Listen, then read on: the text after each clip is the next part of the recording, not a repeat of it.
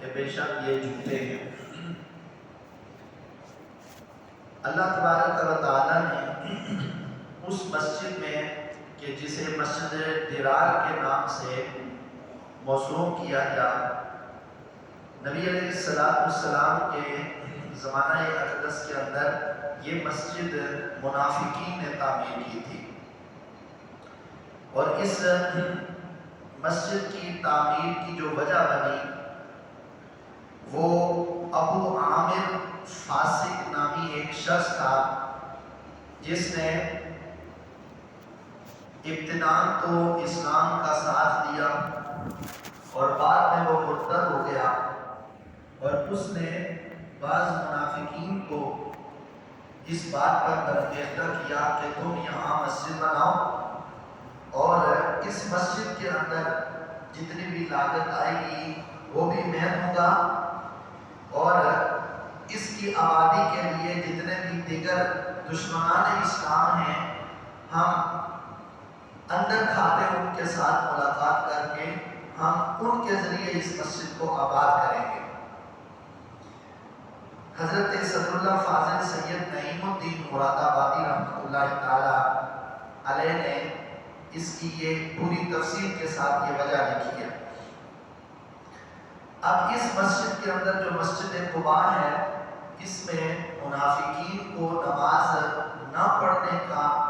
جو وجہ اور سبب ان کے بارے میں بتایا گیا کہ یہ اس وجہ سے نماز نہیں پڑھتے تھے کہ مسجد قباء تو وہ مسجد ہے جسے اہل اسلام نے مسلمانوں نے تعمیر کیا تھا،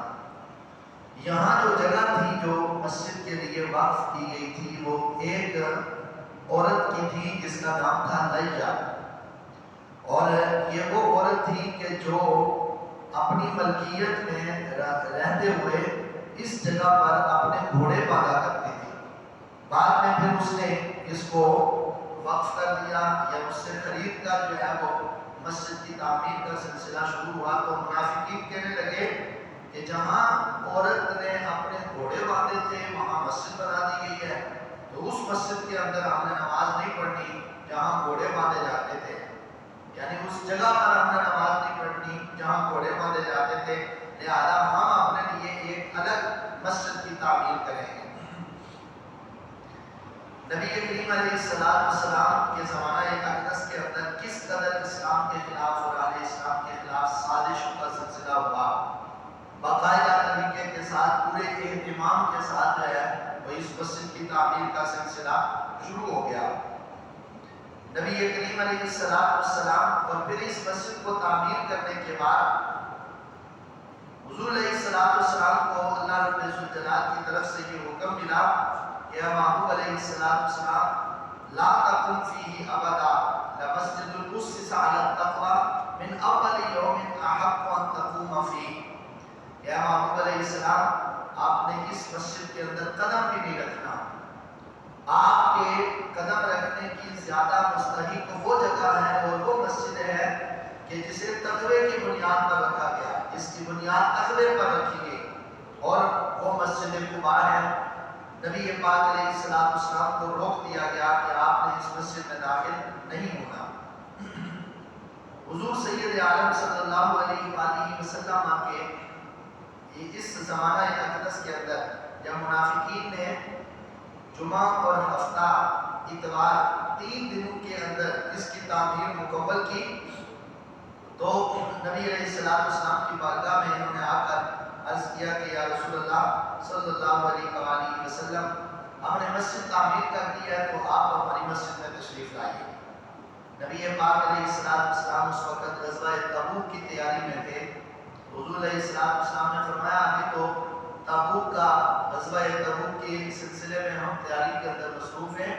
تو لہٰذا ابھی نہیں ہم آئیں گے، ابھی ہم انتظار کریں گے، جو اللہ کا حکم ہوگا پھر اسی پر عمل ہوگا۔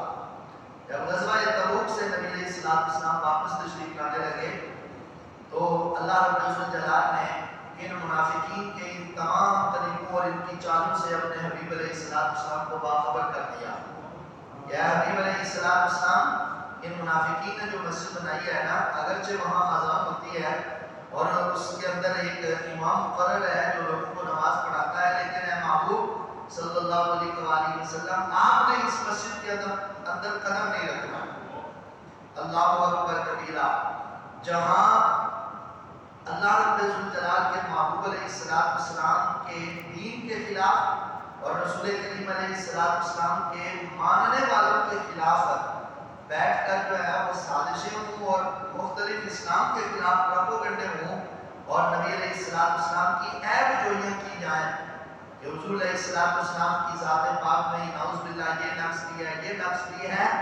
اللہ تبارک و تعالیٰ اس مسجد کو مسجد نہیں فرماتا۔ وہ مسجد نہیں ہے،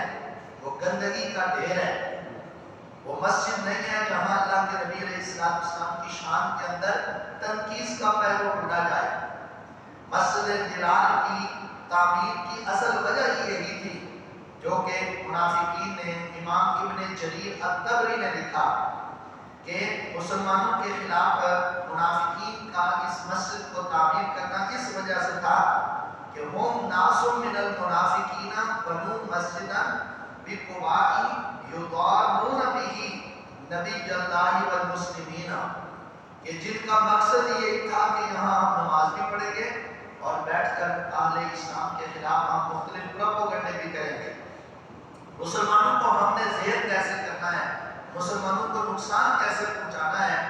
یہ اس مسجد کی تعمیر کا جو سبب اور جو اصل وجہ تھی وہ یہ تھی، اس لیے اس کو تعمیر کیا گیا۔ جہاں بیٹھ کر اللہ کے نبی علیہ السلام کی شان کے اندر گستاخیاں کی جائے اور جہاں حضور علیہ السلام کی شان کو کم کیا جائے نا،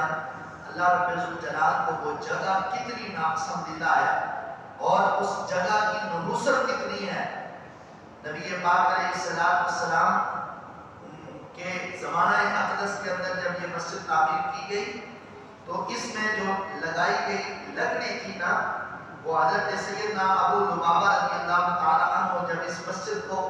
جو ہے وہ توڑ دیا گیا اور اس کی اینٹیں جو ہے وہ اٹھا کر پھینک دی گئی اور اس کے سامان کو جمع کر کے جلا دیا گیا، نبی پاک علیہ السلام نے صحابہ سے فرمایا اس کی اینٹ اٹھا کر یہاں سے اکھیڑ کر پھینک دو اور سامان کو جمع کر کے اس کو آگ لگا دو۔ آگ لگا دی گئی، وہ جو اترا ہوا سامان تھا وہ اس میں چھت کے اندر جو ڈالے گئے شتیر تھے لکڑی کے اور کھجور کے، ان میں سے ایک شتیر حضرت ابو لبابہ کہتے ہیں میں اٹھا کر اپنے گھر میں لایا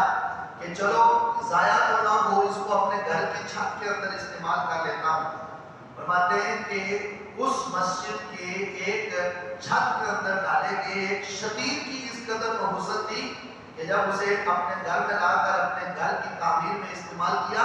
تو جب تک وہ شتیر ان کے گھر کی چھت کے اندر رہا، حضرت ابو لبابہ کہتے ہیں نہ میرے وہاں اولاد ہوئی تو نہ میرے گھر کے اندر جو جانور تھے، مرغی تھی اور دیگر جو جانور تھے، انہوں نے انڈے دینا بند کر دیے اس کی نحوست کی وجہ سے۔ اندازہ کریں کہ جس مسجد میں بیٹھ کر حضور علیہ السلام کی شان میں کمی کی جائے، وہاں اس مسجد کا لگا ہوا ایک شتیر اگر گھر کی جو ہے وہ چھت کے اندر نصب ہو جائے تو اس کی نحوست کا یہ عالم ہے، تو اس جگہ کی کتنی نحوست ہوگی جہاں بیٹھ کر نبی علیہ السلام کی شان میں توہین کی جاتی ہے۔ حضور سید عالم صلی اللہ علیہ وسلم کے زمانے اقدس کے اندر یہ پھر 3 دن یہ مسجد قائم رہی۔ جب پیر کا دن آیا تو نبی پاک علیہ السلام نے صحابہ سے فرمایا اٹھاؤ اپنے اوزار اور اس مسجد کی ایک ایک اینٹ کو اٹھا کر پھینک دو، اور جیسے منافقین مسجد کے اندر بیٹھے ہوئے تھے فرمایا ان کے بیٹھے ہوئے ہی اپنے گھر سے آگ لے جاؤ اور اس مسجد کی جو ہے وہ سارے سامان کو جمع کر کے اس کو آگ لگا دو۔ آگ لگا دی گئی، جلا دیا گیا، اور نبی پاک صلی اللہ علیہ وآلہ وسلم جب ایک روایت کے اندر آتا ہے کہ نبی پاک علیہ السلام جب راستے سے غزوہ تبوک سے واپس تشریف لا رہے تھے تو راستے میں یہ منافقین کھڑے ہوئے اور کہا کہ آپ واپس تو تشریف لے جا رہے ہیں تو آپ ہماری مسجد کی سے ہوتے ہوئے جائیں، صرف آپ وہاں قدم رکھ دیں گے تو ہم کہیں گے کہ یہ وہ مسجد ہے جس کے اندر رسول کریم علیہ السلام نے اپنا قدم مبارک رکھا، ہمارے لیے اعزاز ہوگا۔ نبی پاک علیہ السلام نے اپنی قمیض مبارک زیب تن کرنے کے لیے حضور نے منگوائی اور تیاری فرمانے لگے تھے کہ اللہ تبارک و تعالیٰ نے وحی بھیج کر روک دیا، ہمیں لا تقم فیہ ابدا لمسجد اسس علی التقوی من اول یوم احق ان تقوم فیہ۔ اے حبیب پیارے، آپ نے اس مسجد کے اندر قدم بھی نہیں رکھنا، مسجد وہی مسجد ہے کہ جہاں بیٹھ کر اللہ کے اور اللہ کے رسول صلی اللہ علیہ وسلم کی محبت کا درس دیا جائے۔ اب یہاں بات یہ ساری پوری تفصیل بیان کرنے کا مقصد یہ ہے کہ لوگ یہ گمان کرتے ہیں کہ صرف نماز پڑھنے سے دین مکمل ہو جاتا ہے، صرف مسجد کی تعمیر سے دین مکمل ہو جاتا ہے، اور وہاں بھی 5 وقت کی نماز ہوتی تھی اور 5 وقت کی اذان ہوتی تھی، جہاں بھی 5 وقت کی اذان ہو، 5 وقت کی نماز ہو، وہ مسجد ہے اور وہ نماز درست ہے۔ اگر ہر وہ جگہ جہاں صرف اذان ہو اور صرف جماعت کے ساتھ نماز ہو، اگر وہ مسجد حق پر ہے اور وہاں پڑھنے والے اگر حق پر ہیں، تو پھر اللہ کے محبوب علیہ السلام نے کیوں اس مسجد کو توڑنے کا حکم دیا اور اس کی اینٹ اٹھا کر پھینکنے کا حکم دیا، منافقین کو جو ہے وہ مسجد سمیت جو ہے وہ جلانے کا حکم دیا؟ آخر وہاں 5 وقت کی نماز بھی تو ہوتی تھی، ایک امام بھی وہاں مقرر تھا لوگوں کو نماز پڑھانے والا۔ اس سے یہ پتا چلا کہ اگر مسجد کے نام پر ایک عمارت کی تعمیر کی جائے اور پھر وہاں نماز کا بھی اہتمام ہو، وہاں اذان کا بھی اہتمام ہو، لیکن وہاں بیٹھ کر نبی پاک علیہ السلام کی شان کے اندر اگر گستاخی کی جائے اور اسلام کے خلاف اور اہل اسلام کے خلاف جو ہے وہ مختلف سازشیں کی جائیں، پروپیگنڈے کیے جائیں، تو وہ مسجد نہیں ہے۔ مسجد وہی ہے جہاں اللہ کی عبادت بھی ہو اور رسول کریم علیہ السلام کی محبت کا پیغام بھی دیا جائے۔ حضور کی محبت کا پیغام کہاں سے ملتا ہے؟ اب یہ ہم نے خود سوچنا ہے۔ لہٰذا صرف کسی کی نمازوں پر مت جاؤ، نمازیں تو منافقین بھی پڑھتے تھے، مت کسی کی مسجد کی شانداری کی طرف جاؤ، ورنہ وہ مسجد بھی بڑی عالیشان تھی جسے اتنی محنت کے ساتھ بنایا گیا، لیکن اس کو اللہ رب الجلال نے پسند نہیں فرمایا۔ وہاں جو امام مقرر تھا جنہوں نے نماز پڑھائی وہ تھے صحابی رسول حضرت مجمع بن جاریہ رضی اللہ تعالیٰ عنہ۔ صحابی تھے، جب حضرت سیدنا فاروق اعظم کا دور خلافت آیا تو مسجد قباء کے اندر امام کی ضرورت پیش آئی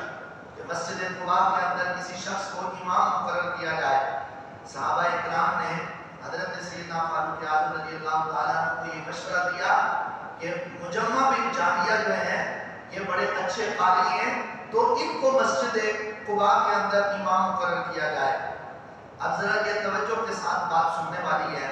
حضرت سیدنا فاروق اعظم کی بارگاہ میں جب یہ کہا گیا نا کہ جی حضرت مجمع بن جاریہ کو مسجد قباء کا امام بنایا جائے، آپ نے فرمایا اے میرے محبوب کے غلاموں، تم کس شخص کے بارے میں باتیں کرتے ہو؟ یہ مجمع بن جاریہ وہی شخص تھا جو مسجد درار کا بھی امام تھا، جس نے مسجد درار کے اندر لوگوں کو نماز پڑھائی۔ جب یہ بات حضرت فاروق اعظم نے بیان کی تو یہ مجمع بن جاریہ اس مجمع کے اندر موجود تھے۔ آپ نے عرض کیا امیر المومنین، اللہ کی عزت کی قسم ہے کہ آپ جو فرما رہے ہیں بالکل برحق ہے، میں مسجد درار کا امام ضرور رہا، لیکن مجھ سے قسم لے لیں کہ اس وقت منافقین کی اس چال کا مجھے پتہ نہیں تھا کہ منافقین کون سی چال چل رہے ہیں، مجھے قطعی طور پر اس بات کا علم نہیں تھا۔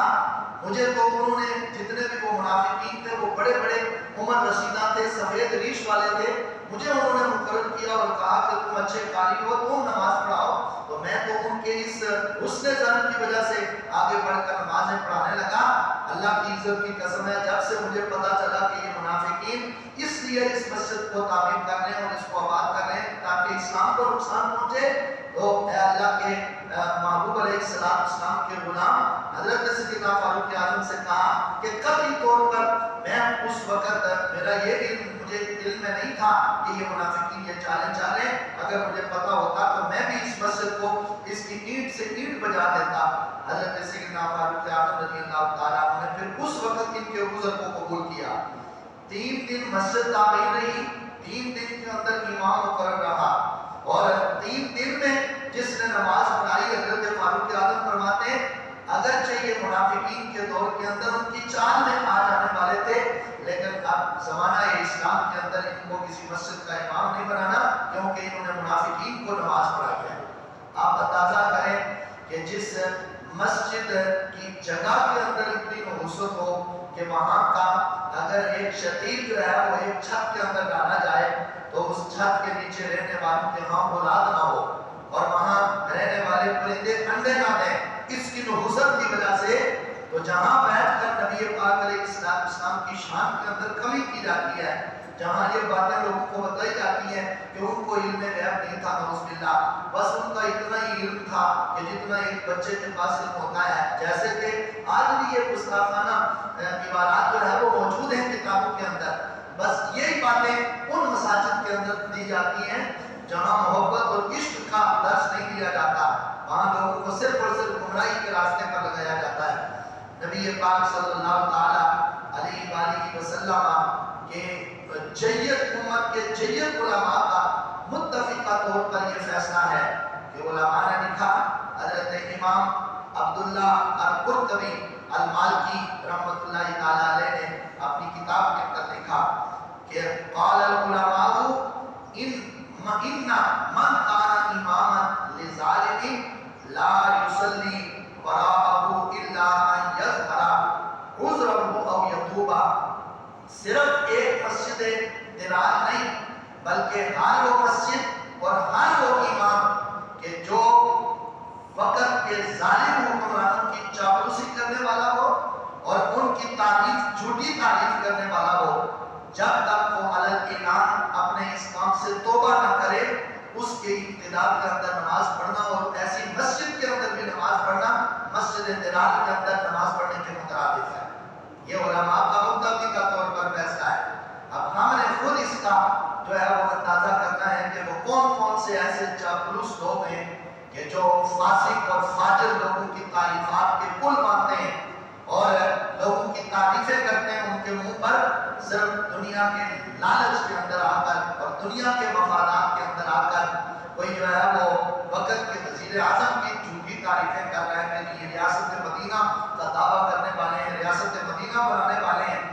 ایسے امام بھی جو ہے وہ نبی پاک علیہ السلام نے فرمایا ظالموں کی حمایت کرنے والے یہ بھی ظالم ہیں اور ان کی اقتداء میں اور ان کی ایسی جگہوں پر نماز پڑھنا اور ان کے پیچھے چلنا وہ گمراہی ہے، جیسے مسجد درار کے اندر پڑھنے والے لوگ تھے۔ اب مسجد درار کے اندر اور اس کے علاوہ ہر وہ مسجد جس کے بارے میں مسجد درار کا حکم علماء نے لگایا، علماء کہتے ہیں کہ وَكُلُّ مَسْجِدٍ بُنِيَ عَلَى دِرَارٍ او ریاء وسمعۃ فهو فی حکم مسجد الدرار لا تجوز الصلاۃ فیہ۔ علماء نے لکھا کہ ہر وہ مسجد جس کی تعمیر کا جو سبب اور جو وجہ ہے اور مقصد ہے اگر وہ مسجد درار کی طرح ہو